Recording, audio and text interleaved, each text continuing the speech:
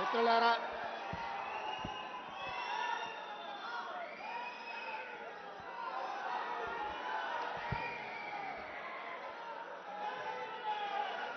ఈరోజు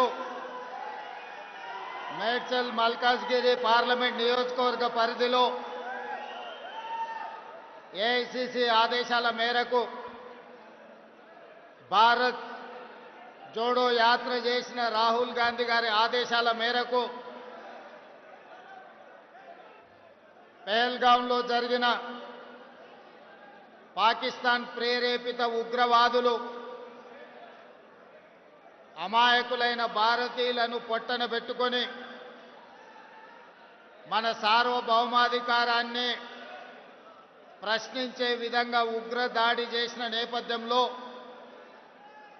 శ్రీ మల్లికార్జున్ ఖర్గే గారు శ్రీ రాహుల్ గాంధీ గారి ఆదేశాల మేరకు జై హింద్ ర్యాలీని తెలంగాణ రాష్ట్ర కాంగ్రెస్ పార్టీ అధ్యక్షుడు మహేష్ కుమార్ గౌడ్ గారి నాయకత్వంలో ఈరోజు మేడ్చల్ మల్కాజ్గిరి జిల్లాలో ఈ కార్యక్రమాన్ని జిల్లా నాయకత్వం అంతా కూడా అద్భుతంగా నిర్వహించడం జరిగింది.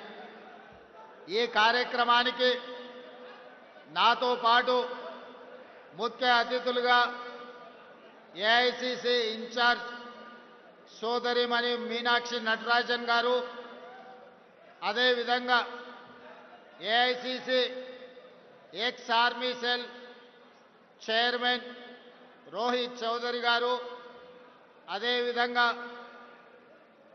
భారత సైన్యంలో పైలట్గా పనిచేసి సరిహద్దుల్లో పరిస్థితులను అంచనా వేయగలిగి ఆ తర్వాత తెలంగాణ రాష్ట్ర ప్రజలకు సేవలు అందించాలి, ఈ తెలంగాణ ప్రజలే నా కుటుంబ సభ్యులు అని ఈరోజు మంత్రివర్గ సభ్యులుగా పనిచేస్తున్న పైలట్ ఉత్తమ్ కుమార్ రెడ్డి గారు, అదేవిధంగా హైదరాబాద్ ఇన్ఛార్జ్ మినిస్టర్ పొన్నం ప్రభాకర్ గారు, రంగారెడ్డి జిల్లా ఇన్ఛార్జ్ మినిస్టర్ మిత్రులు శ్రీధర్ బాబు గారు, అదేవిధంగా పార్లమెంట్ సభ్యులు, శాసనమండలి సభ్యులు, శాసనసభ్యులు, కాంగ్రెస్ పార్టీ తెలంగాణ రాష్ట్ర శాఖలో వివిధ హోదాలలో పనిచేస్తున్న నాయకులు, అదేవిధంగా ప్రాణ సమానులైన మేడ్చల్ మల్కాజ్గిరి కాంగ్రెస్ పార్టీ సైనికులందరికీ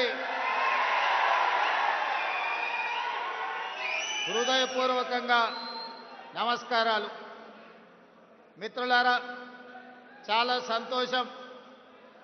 ఆనాడు 2019 శాసనసభ ఎన్నికల్లో ఆనాటి ప్రభుత్వం కుట్ర చేసి కొడంగల్లో ఓడిస్తే మల్కాజ్గిరి నియోజకవర్గంలో 14 రోజుల్లోనే మీరు గుండెల్లో పెట్టి చూసుకొని భుజాల మీద మోసి పార్లమెంటుకు పంపిస్తే ఆనాడు శ్రీమతి సోనియా గాంధీ గారు మీ అభిమానాన్ని గుండెల నిండా నింపుకొని పార్లమెంటుకు వెళ్తే కాంగ్రెస్ పార్టీ తెలంగాణ అధ్యక్షుడిగా నియమించి తెలంగాణ రాష్ట్రానికి సోనియా గాంధీ గారు ఆశీర్వదించి పంపించారు. ఆనాడు మీరు గుండెల్లో పెట్టి చూసుకున్న మీ అభిమానం ఈనాడు తెలంగాణ రాష్ట్ర ముఖ్యమంత్రిగా మీ ముందల నిలబడ్డాడు అంటే దీనికి కారణం మీ అభిమానం, మీ శ్రమ.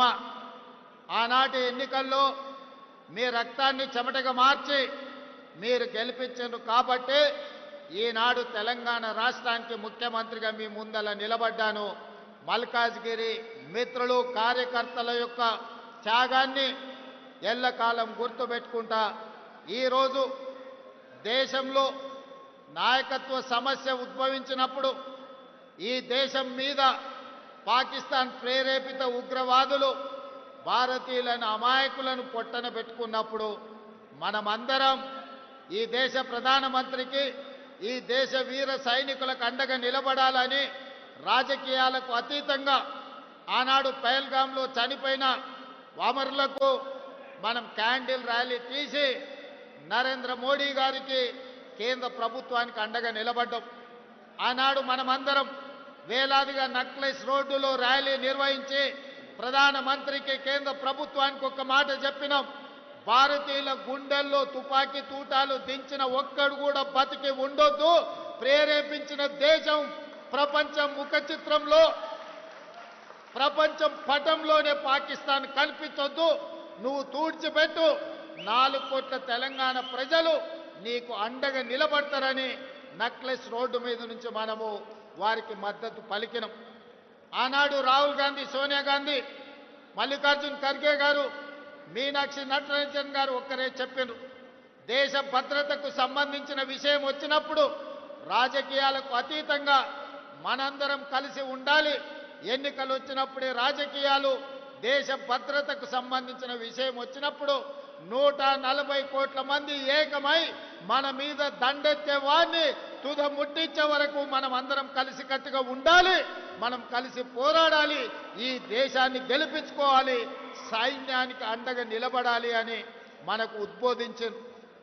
ఆ ఉద్బోధనలతో మనమందరం దేశంలో ప్రధానమంత్రికి, ప్రభుత్వానికి అండగా నిలబడ్డాం. ఆనాడు పాకిస్తాన్ మీద యుద్ధం చేయాలన్నా వద్దా, పాకిస్తాన్ను ఏ విధంగా ఎదుర్కోవాలి అని ప్రధానమంత్రి అఖిలపక్షం పిలిస్తే అఖిలపక్ష సమావేశానికి రాహుల్ గాంధీ గారు, మల్లికార్జున్ ఖర్గే గారు హాజరయ్యి సంపూర్ణంగా విశ్వాసం ప్రకటించడమే కాదు, సంపూర్ణమైన మద్దతు కేంద్ర ప్రభుత్వానికి ప్రకటించారు. ఆనాడు మనం చెప్పినాం, ఇక్కడ తెలంగాణ నడిగడ్డ మీద నుంచి ఇందరమ్మ సాక్షిగా చెప్పడమే కాదు, పార్లమెంటులో అఖిలపక్ష సమావేశంలో మల్లికార్జున్ ఖర్గే గారు, రాహుల్ గాంధీ గారు స్పష్టంగా చెప్పినారు, ఇది ఒక అవకాశం మన మీద దాడి చేసిన పాకిస్తాన్కి గుణపాఠం చెప్పడానికి. మీరు విజృంభించండి, సైనికులకు స్వేచ్ఛనివ్వండి, ఆక్రమించుకున్న కాశ్మీర్ను తిరిగి పొందాలి, పాక్ ఆక్యుపైడ్ కాశ్మీర్ను తిరిగి భారతదేశంలో విలీనం చెయ్యాలి, పాకిస్తాన్కు గుణపాఠం చెప్పాలి, మేము అండగా నిలబడతాం, నువ్వు యుద్ధం చెయ్యి అని నరేంద్ర మోడీ గారికి చెప్పారు.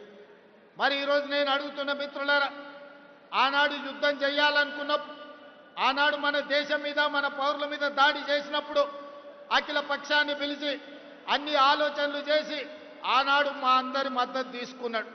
ప్రధానమంత్రి నరేంద్ర మోడీ గారికి మేము అండగా నిలబడి, మీరు యుద్ధం చెయ్యండి, మేము అండగా నిలబడతాం, మేము సమర్థిస్తాం రాజకీయాలకు అతీతంగానే కాంగ్రెస్ పార్టీ ఆనాడు స్పష్టంగా ప్రధానమంత్రి నరేంద్ర మోడీ గారికి చెప్పడం జరిగింది.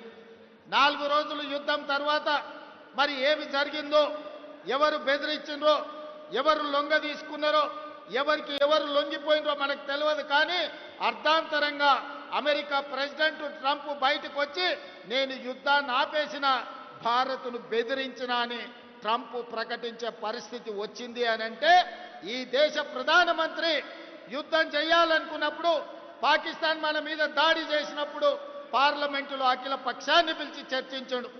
మరి యుద్ధం ఆపాలనుకున్నప్పుడు ఎందుకు అఖిల పక్షాన్ని పిలువలేదని నేను అడుగుతున్న ఈ దేశ ప్రధానమంత్రిని. ఆనాడు నీకు అవసరమైనప్పుడు మమ్మల్ని పిలిచినావు, మమ్మల్ని అండగా నిలబడ్డమన్నావు. మేము సైనికులను